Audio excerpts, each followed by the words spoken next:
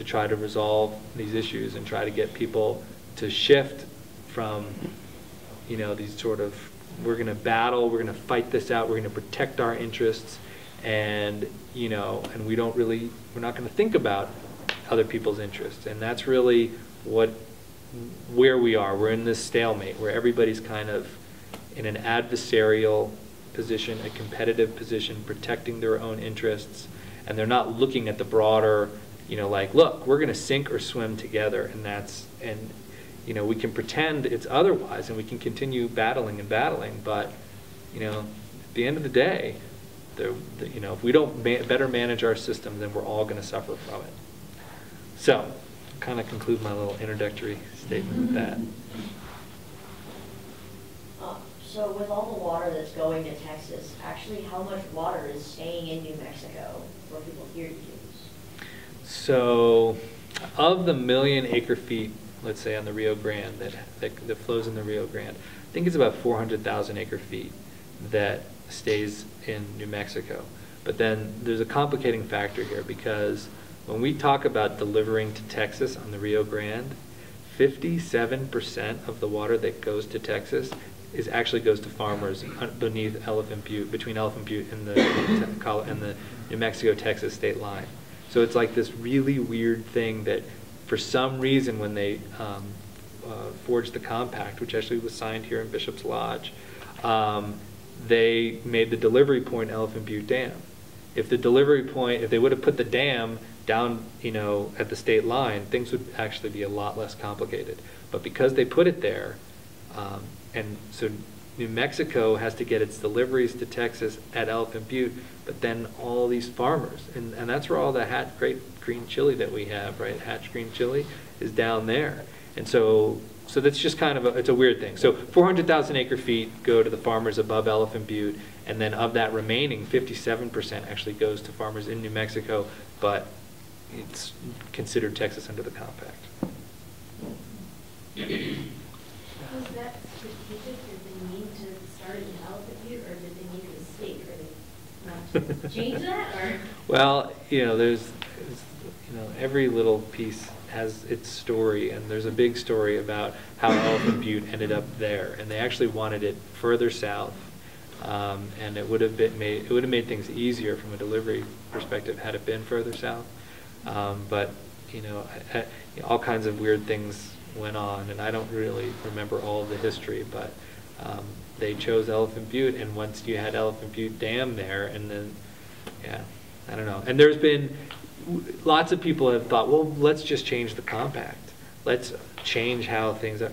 And New Mexico is dead afraid that if we open up that compact, that we're going to lose, you know, if things are tough now with Texas, it's going to be even harder.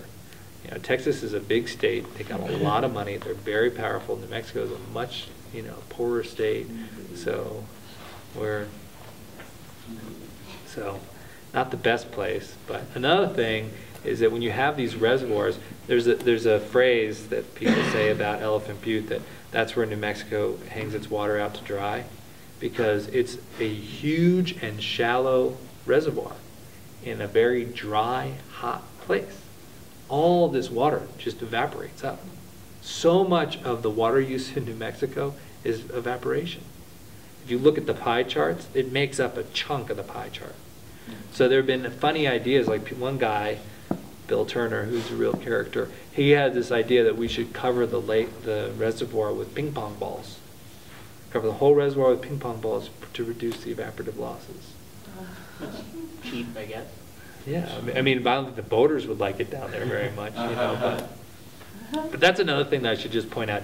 Each reservoir is authorized for specific purposes, and only Congress can authorize the reservoirs and the purposes. So the Bureau of Reclamation on the Rio Grande, including the Rio Chama, we operate Heron Reservoir, El Vado Reservoir, and then Elephant Butte. And then Abiquiu Reservoir and Cochiti Reservoir are operated by the Army Corps of Engineers. So those two reservoirs, because the Army Corps of Engineers, their primary purpose was flood control. Reclamation's primary purpose was irrigation and water use. So, so those reservoirs have different authorizations. But eventually people realized, well, we want to have recreational uses at these reservoirs as well. So then Congress went and passed new laws in adding these authorizations. So part of what I'm working on is trying to get some of these reservoirs authorized for other purposes so that we can carry over fish water from year to year. Over the many cases that you've probably seen, have you ran across any that have to do with Agua Fria by any chance? Yeah, you know, Victor mentioned that you guys were focusing on Agua Fria. I don't know anything about the Agua Fria issue. Yeah. With all this in mind, what does water mean to you in a personal sense? That's a good question. I feel, so before, well, this will be a roundabout way of answering it, but before I went to law school, I worked for my uncle at the Crystal Courier. And he was a steward for Pan Am, and he had become a senior steward for Pan Am, and so he could pick his routes. So, and he was a real schmoozer, he still is, a wheeler dealer, and so he decided, oh, I'm going to go down to Brazil because I hear that you can sell spark plugs to the Brazilians and make good money. So he would sell spark plugs to the Brazilians, but then they were like, and then he found out, oh, but maybe while I'm coming back I should put something in my suitcases. So he started bringing back amethyst crystals and, you know, and other types of geodes and things like that, until he had actually created a business and he started selling crystals. And so I went to work for him and learned all about crystals and minerals, and got to go down to Brazil and go to the mines, and went to China and saw what they did over there. And I went down to Peru, and I got to see and sort of interact with these minerals and crystals and rocks, and I was like, and I really liked that. And so then I went to law school because then I got tired. Well, my uncle and I, you know, the family business thing worked for about 6 years, and then we were ready to call that an end to that. And so I went to work for somebody in a similar business, actually here in Santa Fe, Milk and Honey, new age business. You know Milk and Honey? For them. Oh, really? Yeah, Glenn Miller. Yeah. Wait, maybe I don't work for them. I work for a business called Milk and Honey. Well, there's a Milk and Honey. It's down on like Rafina, Yeah. down on Cerrillos. Okay. Just So, anyways, I got really tired because the main thing he was selling was these little plastic twirly things, and we sold a lot of them, millions of these dumb plastic twirly things, and I was like, we're just filling up landfills with this stuff, and I was like, this is not what I want to do. Plus, it wasn't very intellectually stimulating.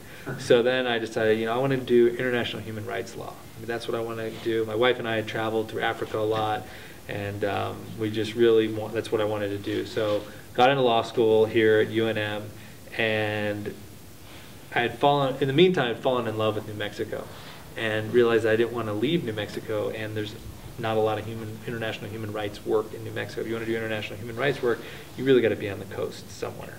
But what they did have here was water law, and somehow I just kind of got into that and became what is an affectionate term called a water nerd, and just really got interested in the sort of natural component of it and the legal side and the difficulty of trying to deal with this fluid resource, and yeah, so I kind of and the interdisciplinary nature of it also was very interesting to me, that you had to deal with hydrologists. I didn't even know what a hydrologist was before I went to law school. Turns out my neighbors were hydrologists, and one of them was the fluvial geomorphologist, and he's my hero. But but recently I've got a raft, and so I've done river rafting, a lot of river rafting with my wife and kids, and there's nothing I enjoy more than being out on the river. And I don't know, have you guys ever read Siddhartha? Anybody read the book Siddhartha? Yeah. The importance of listening to the river. You know, there's a lot of wisdom in that river, and when you're rafting down the river, you really got to pay attention to what's happening, and you have to look at the surface of the river and water and kind of get a sense of what's underneath it, because if there's a big rock there, you know, you're going to get hung up on it or whatever. And there's just so many metaphors for life when you're going down the river, because you've got to be really present where you are, and you've also got to know what's coming downstream. You've got to use all your senses. You've got to be hearing what's going on, and So I care a lot about rivers and the environment, and that's why, becoming a water lawyer, you could, work for government organization, which can be really frustrating working in a bureaucracy. Plus, you're not going to make, the money that lawyers usually make or perceive to make. But the other choice is that you can go work for developers that are buying water rights to put on golf courses and, continue to whatever, just do all of this development, which is not something that I support. So I didn't. So going the government route was a good route for me, because I get to work in the public interest, and I see the river water is a shared public resource, and it's something that we all need to take care of. I mean, I don't know, a large percentage of all of us are made up of water, so it's really critical to existence. So all those things sort of went into my thought process of why I wanted to become a water lawyer. You broached it really briefly just now, but I wanted to ask how your political affiliations have affected the kind of work you do and your attitude toward that work.